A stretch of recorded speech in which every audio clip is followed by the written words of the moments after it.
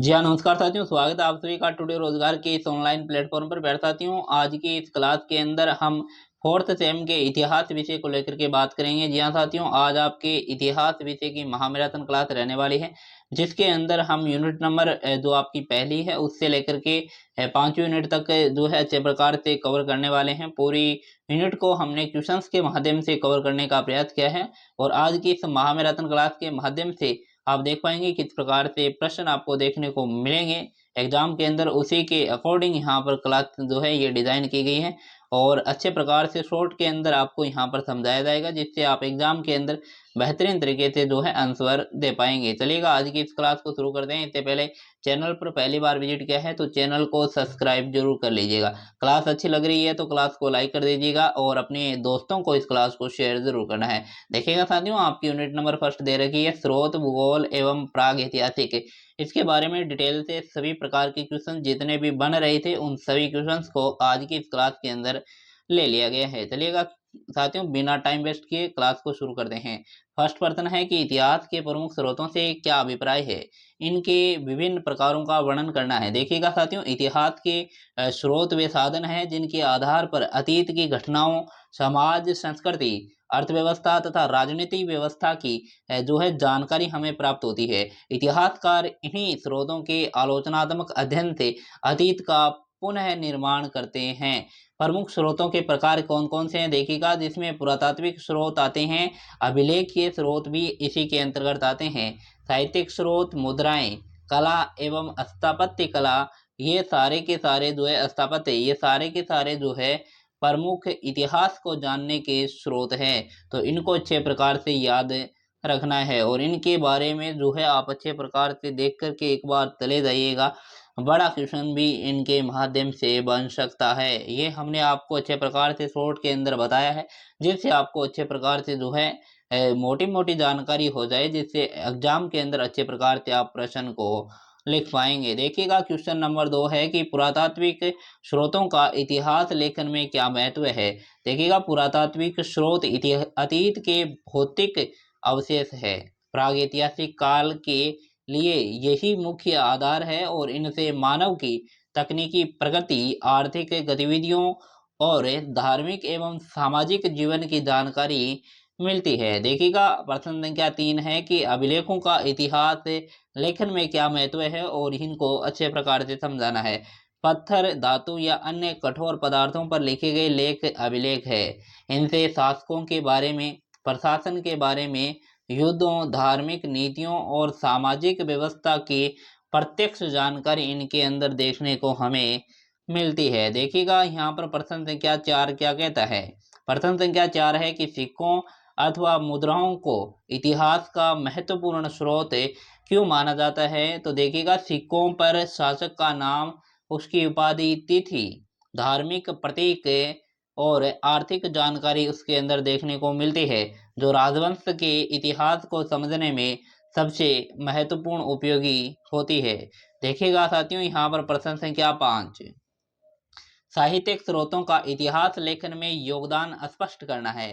साहित्यिक स्रोत जिसमें धार्मिक, लौकिक, ऐतिहासिक और विदेशी विवरण सम्मिलित होते हैं, से राजनीतिक जानकारी मिलती है, सामाजिक, धार्मिक और सांस्कृतिक जीवन की जानकारी यहाँ पर देखने को मिलती है और इनका आलोचनात्मक परीक्षण आवश्यक होता है। नेक्स्ट यहाँ पर प्रश्न संख्या 6 है कि इतिहास के स्रोतों की विश्वसनीयता जो का परीक्षण किस प्रकार जो है किया जाता है। तो समय, स्थान, लेखक, मौलिकता और अन्य स्रोतों से तुलना करके तथा पुरातात्विक प्रमाणों से मिलान के द्वारा विश्वसनीयता की जांच की जाती है।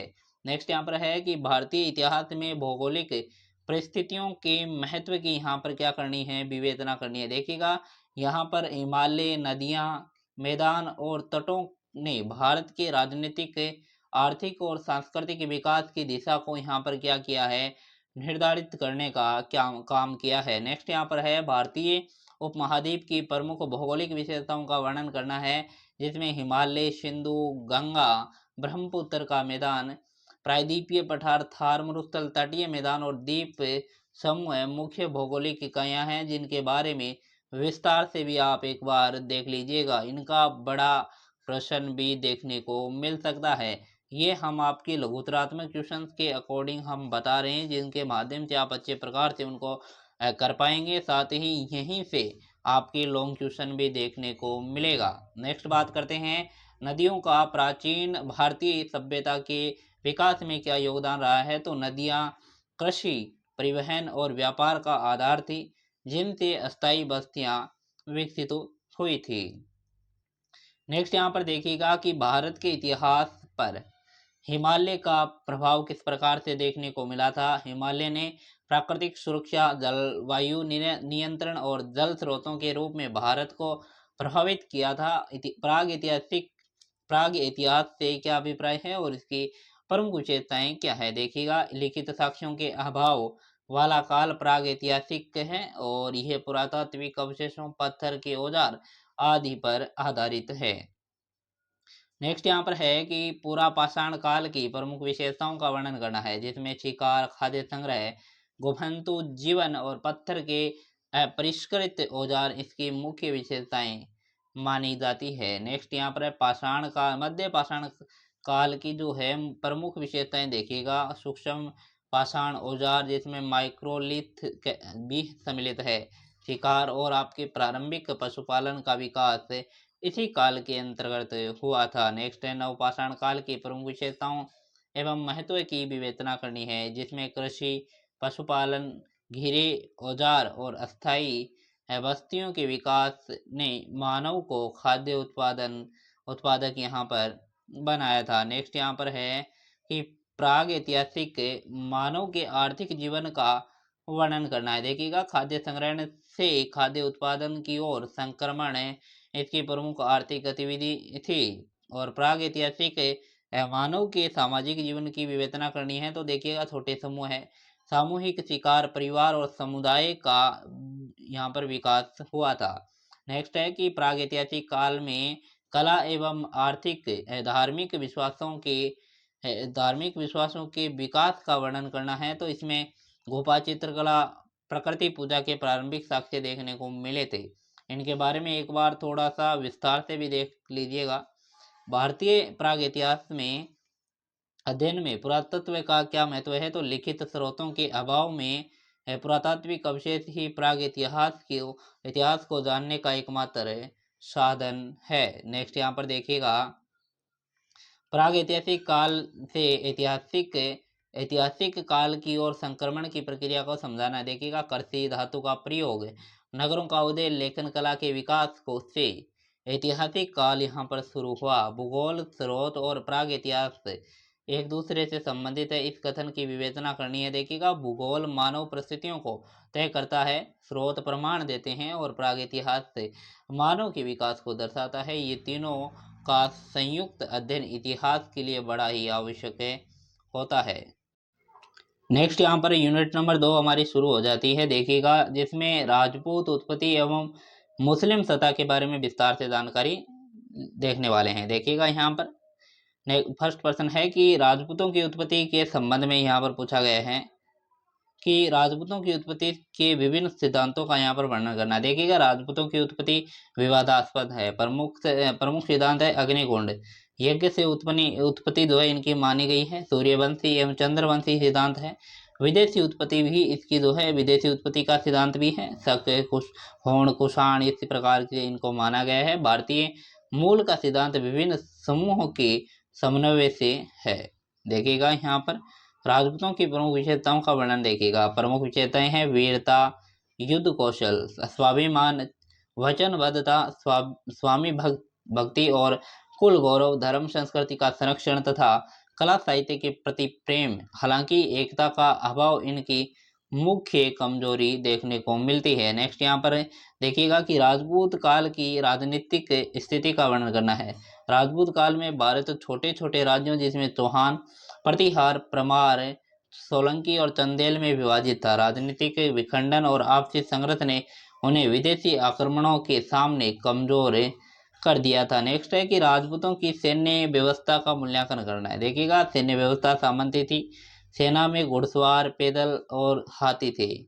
व्यक्तिगत वीरता पर जो है जोर था, किंतु जो है अस्थायी सेना का अभाव था और आपसी संघर्ष और युद्ध नीति में पिछड़ने के कारण जो है तुर्कों से ये पराजित हुए थे। नेक्स्ट यहाँ पर है मोहम्मद गजनवी के जो है भारत आक्रमणों का वर्णन करना। देखिए गजनवी का उद्देश्य जो है धन लूटना और साम्राज्य का विस्तार करना था।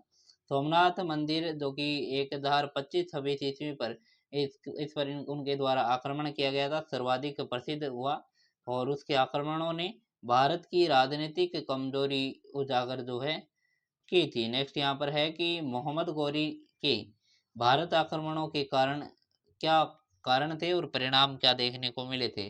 देखिएगा उद्देश्य साम्राज्य विस्तार था और तराइन के द्वितीय युद्ध 1192 में हुआ था।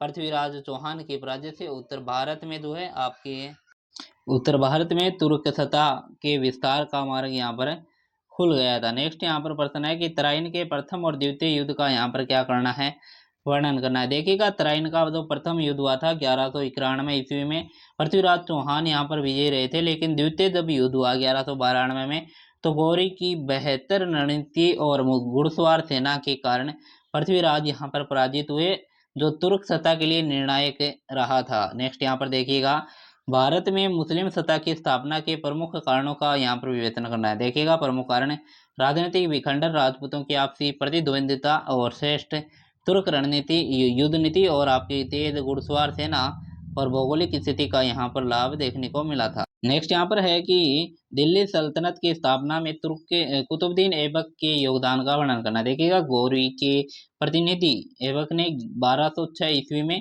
स्वतंत्र तुर्क सत्ता स्थापित की। उसने शासन को संगठित किया और दिल्ली को केंद्र यहाँ पर बनाया था। नेक्स्ट यहाँ पर है कि राजपूतों की पराजय के कारणों एवं मुस्लिम सत्ता की स्थापना के परिणामों का यहाँ पर वर्णन करना है। राजपूतों की पराजय के कारण राजनीतिक एकता का अभाव, सामंती सैन्य पद्धति थी। तुर्क विजय के परिणाम स्वरूप भारत में राजनीतिक, प्रशासनिक, सांस्कृतिक इस्लामी प्रभाव पड़ा और बड़े बदलाव यहाँ पर देखने को मिले थे। नेक्स्ट हम बात करेंगे यूनिट नंबर 3 की, जिसके अंदर हम मेवाड़, मारवाड़, आमेर और बीकानेर के बारे में जानकारी प्राप्त करने वाले हैं। देखिएगा यहाँ पर मेवाड़ के इतिहास के प्रमुख स्रोतों का वर्णन करना है। मेवाड़ के इतिहास के लिए साहित्यिक स्रोत जिसमें मोहनोत नैणसीरी ख्यात वीर विनोद, अभिलेखीय स्रोत और दुर्ग वह मंदिरों के स्थापत्य अवशेष प्रमुख आधार है। मेवाड़ के गुहिल वंश की उत्पत्ति एवं विकास का वर्णन देखिएगा। गुहिल वंश की स्थापना गुहिल ने की। चित्तौड़ इनका मुख्य केंद्र रहा है। कालांतर में ये वंश सिसोदिया शाखा के रूप में जो है प्रसिद्ध हुआ, जिसने मेवाड़ के स्वाभिमान को सुरक्षित यहाँ पर रखा। नेक्स्ट हम बात करते हैं प्रश्न संख्या 3 की। प्रश्न संख्या 3 क्या कहता है, देखिएगा कि राणा हमीर के मेवाड़ के इतिहास में योगदान का यहाँ पर क्या करना है, वर्णन करना है। देखिएगा राणा हमीर ने अलाउद्दीन खिलजी के आक्रमण के बाद मेवाड़ की शक्ति को पुनः संगठित करने का कार्य किया और चित्तौड़ पर अधिकार किया और सिसोदिया वंश की जो है प्रतिष्ठा पुनः स्थापित करने का यहाँ पर काम जो है इनके द्वारा किया गया था। राणा कुंभा की उपलब्धियों का वर्णन करना है। राणा कुंभा महान शासक, कला प्रेमी थे। उन्होंने कुंभलगढ़ दुर्ग का निर्माण कराया, विजय स्तंभ बनवाया और साहित्य वह संगीत को संरक्षण देने का काम इनके द्वारा किया गया। नेक्स्ट देखिएगा राणा सांगा के व्यक्तित्व एवं उपलब्धियों का वर्णन देखिएगा। राणा सांगा ने राजपूतों को एकजुट कर मालवा गुजरात में प्रभाव बढ़ाया। 1527 ईस्वी में खानवा का युद्ध हुआ, उसमें उनकी वीरता व राजपूत एकता के प्रयास ऐतिहासिक थे। महाराणा प्रताप के संघर्ष एवं योगदान का वर्णन करना है। महाराणा प्रताप स्वाभिमान के प्रतीक थे। उन्होंने अकबर की अधीनता स्वीकार नहीं की और हल्दीघाटी युद्ध 1576 ईस्वी को हुआ। हल्दीघाटी युद्ध में जो है युद्ध में सहित लंबे समय तक मेवाड़ की स्वतंत्रता हेतु संघर्ष इनके द्वारा किया गया। नेक्स्ट यहाँ पर देखिएगा कि मेवाड़ और मुगलों के संबंधों का वर्णन करना है। मेवाड़ मुगल संबंध लंबे समय तक संघर्षपूर्ण रहे, विशेषकर महाराणा प्रताप के समय। बाद में अमर सिंह के काल में मुगलों के साथ समझौता हो गया था। नेक्स्ट देखिएगा मारवाड़ में राठौड़ वंश की स्थापना एवं विकास का वर्णन करना है। मारवाड़ में राठौड़ वंश का उदय हुआ।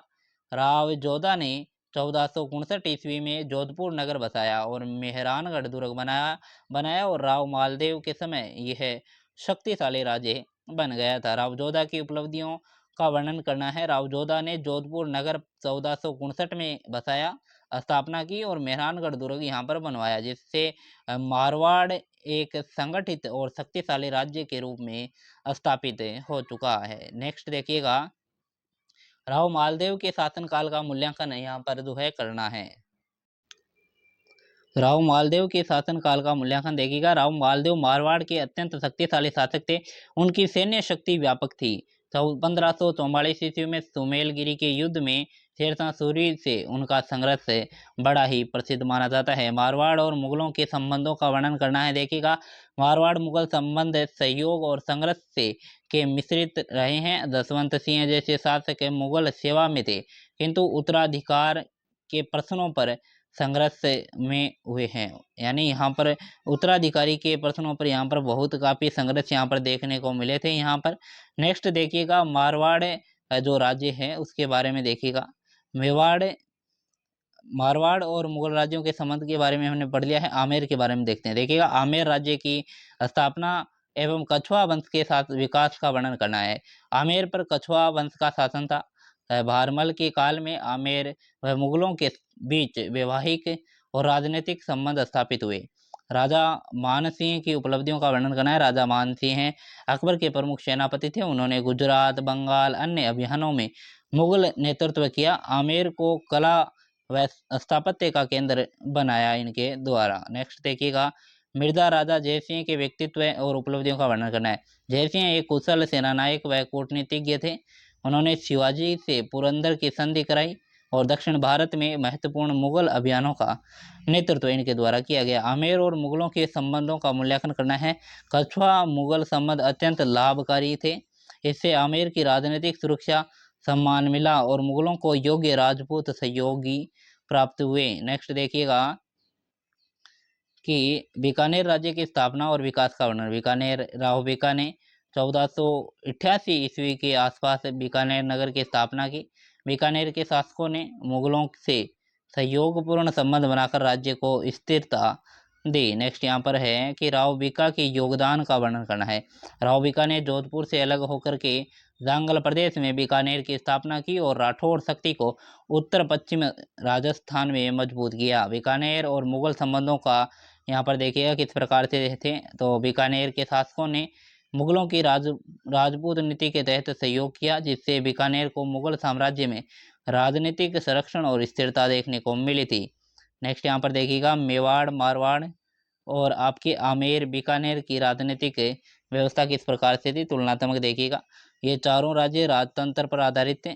मेवाड़ का मुख्य जोर स्वतंत्रता पर था, जबकि आमेर, बीकानेर और आंशिक रूप से मारवाड़ की ने मुगलों के साथ सहयोग की जो है नीति को प्राथमिकता यहाँ पर दी थी। मेवाड़, मारवाड़, आमेर, बीकानेर के राजस्थान के इतिहास में योगदान का मूल्यांकन कीजिएगा। इन राज्यों ने स्थापत्य, चित्रकला, साहित्य को समृद्ध किया। मेवाड़ ने वीरता, आमेर ने कूटनीति और आपके मारवाड़ ने सैन्य शक्ति, बीकानेर ने प्रशासनिक स्थिरता के माध्यम से इतिहास में महत्वपूर्ण योगदान देने का कार्य इनके द्वारा किया गया।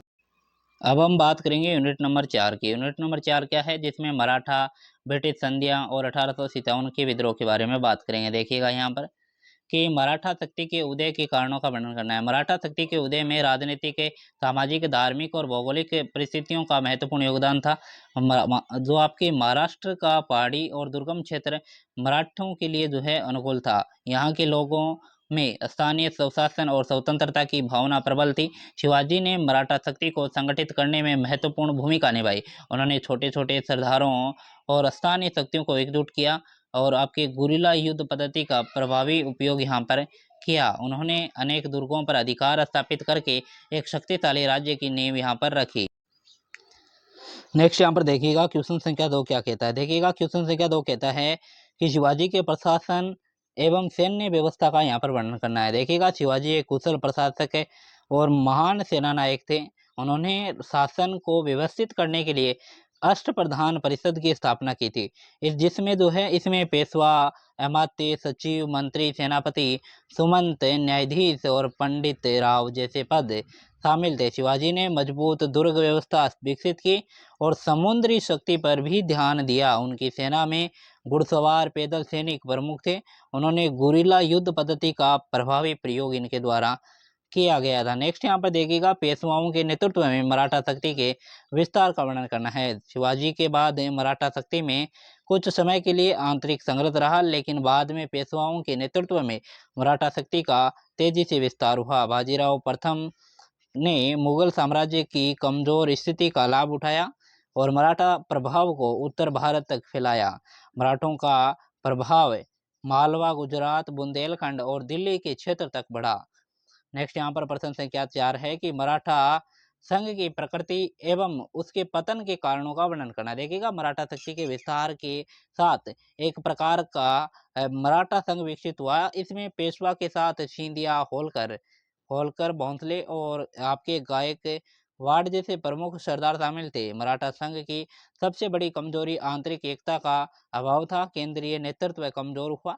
अंततः 1817 और 1818 के तृतीय आंग्ल मराठा युद्ध में मराठों की पराजय हुई और भारत में ब्रिटिश सर्वोच्चता स्थापित हो गई। इस प्रकार से ब्रिटिश सर्वोच्चता यहाँ पर स्थापित हो गई थी। नेक्स्ट यहाँ पर देखिएगा कि अंग्रेजों और मराठों के बीच प्रथम आंग्ल मराठा युद्ध का यहाँ पर वर्णन करना है। देखिएगा, प्रथम आंग्ल मराठा युद्ध 1775 से 1782 के मध्य हुआ था। मराठों और अंग्रेजों के बीच सत्ता और उत्तराधिकार के प्रश्न को लेकर के ये युद्ध हुआ। युद्ध के दौरान अंग्रेजों को कई कठिनाइयों का सामना करना पड़ा। अंततः 1882 ईस्वी की सालबाई की संधि से युद्ध समाप्त हुआ। इस युद्ध ने यह स्पष्ट कर दिया था कि मराठा शक्ति अभी भी अंग्रेजों के लिए एक बड़ी चुनौती थी। नेक्स्ट यहाँ पर है कि सहायक संधि क्या थी और इसका मराठों पर क्या प्रभाव देखने को मिला था। सहायक संधि की जो नीति है वो लॉर्ड वेलेस्ली ने अपनाई थी। इसके अंतर्गत भारतीय शासकों को अपने राज्य में अंग्रेजी सेना रखने तथा उसका खर्च उठाने के लिए बाध्य किया जाता था।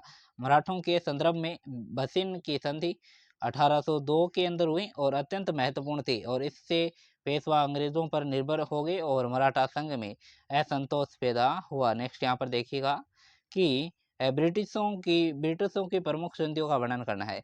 भारत में ब्रिटिश विस्तार में संधियों की महत्वपूर्ण भूमिका निभाई और इलाहाबाद की संधि 1765, सालबाई की संधि 1782 और बसेन की संधि 1802 ईस्वी के अंदर हुई थी और अमृतसर की संधि 1809 में ये मुख्य संधियां थी और इन संधियों के माध्यम से अंग्रेजों ने युद्ध के साथ साथ कूटनीति द्वारा भी भारतीय राज्यों पर अपना प्रभाव स्थापित करने का कार्य यहाँ पर किया था। नेक्स्ट यहाँ पर है 1857 के विद्रोह के प्रमुख कारण क्या थे। तो यहाँ पर 1857 का विद्रोह राजनीतिक, आर्थिक और सामाजिक, धार्मिक और सैनिक कारणों से हुआ। इसमें अंग्रेजों की विलय नीति, किसानों पर आर्थिक दबाव, धार्मिक हस्तक्षेप का डर और भारतीय सैनिकों के साथ भेदभाव का प्रमुख कारण देखने को मिला था। नेक्स्ट यहाँ पर देखिएगा कि 1857 के विद्रोह की प्रमुख घटनाओं एवं नेताओं का वर्णन करना है।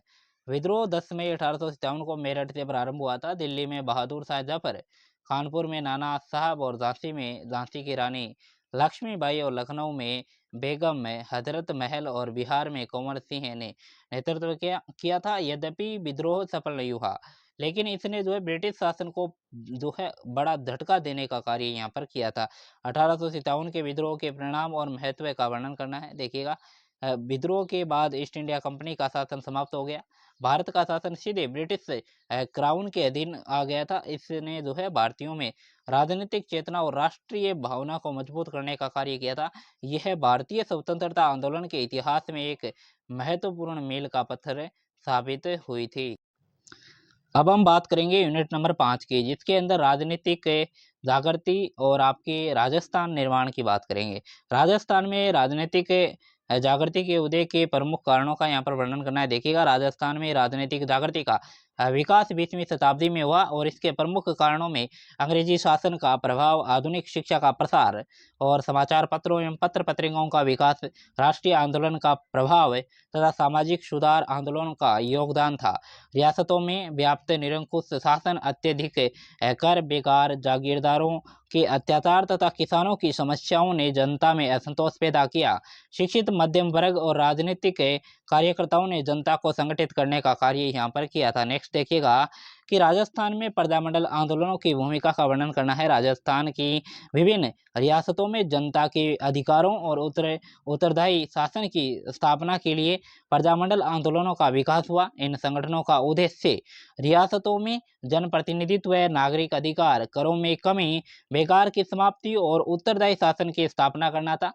जयपुर, जोधपुर, मेवाड़, बीकानेर, कोटा आदि रियासतों में प्रजामंडल संगठनों ने जन जागरण के माध्यम से जनता को संगठित करने का काम यहाँ पर किया था। नेक्स्ट यहाँ पर है बिजोलिया किसान आंदोलन के बारे में वर्णन करना। देखिएगा, बिजोलिया किसान आंदोलन राजस्थान के प्रमुख किसान आंदोलनों में से एक था। ये आंदोलन मेवाड़ राज्य के बिजोलिया क्षेत्र में किसानों की समस्याओं के विरुद्ध प्रारंभ हुआ। किसानों पर अनेक प्रकार के कर, लगभग मैं बात करूं तो 84 प्रकार के कर यहाँ पर लगाए गए थे।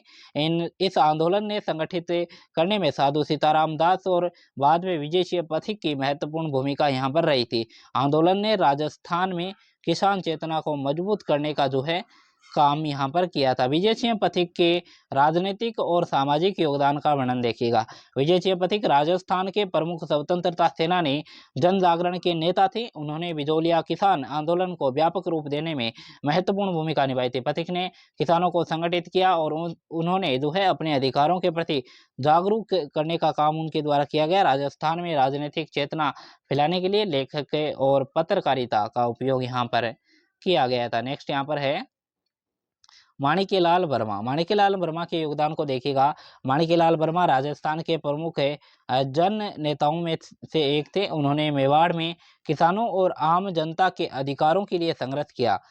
वे प्रजामंडल आंदोलन से जुड़े उत्तरदायी शासन की स्थापना के लिए सक्रिय रहे। राजस्थान के राजनीतिक एकीकरण के बाद भी उन्होंने जन कल्याण और लोकतांत्रिक शासन के विकास में महत्वपूर्ण योगदान दिया था। नेक्स्ट यहाँ पर है कि राजस्थान में राजनीतिक जागृति में समाचार पत्रों एवं साहित्य की क्या भूमिका देखने को मिलती है।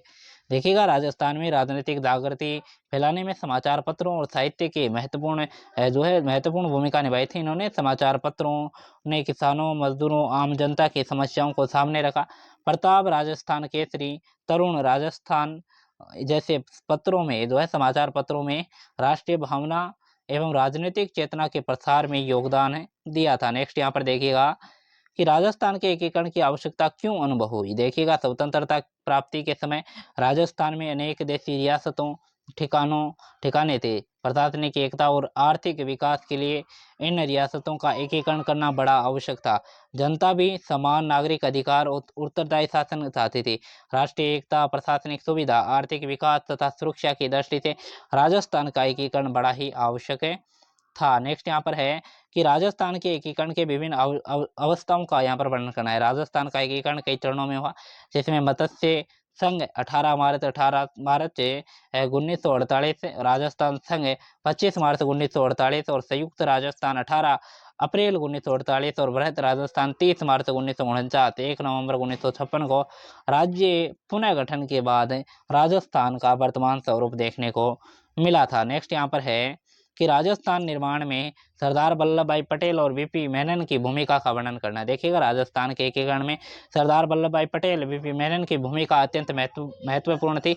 पटेल ने देशी रियासतों को भारतीय संघ में मिलाने का कार्य यहाँ पर किया था और वीपी मेनन ने रियासतों के शासकों से बातचीत करके विलय की प्रक्रिया को व्यवहारिक रूप दिया। पटेल के दृढ़ नेतृत्व और मेनन की प्रशासनिक कुशलता के कारण क्रमिक एकीकरण यहाँ पर संभव हुआ था। और नेक्स्ट यहाँ पर देखिएगा, राजस्थान के निर्माण का ऐतिहासिक महत्व क्या था।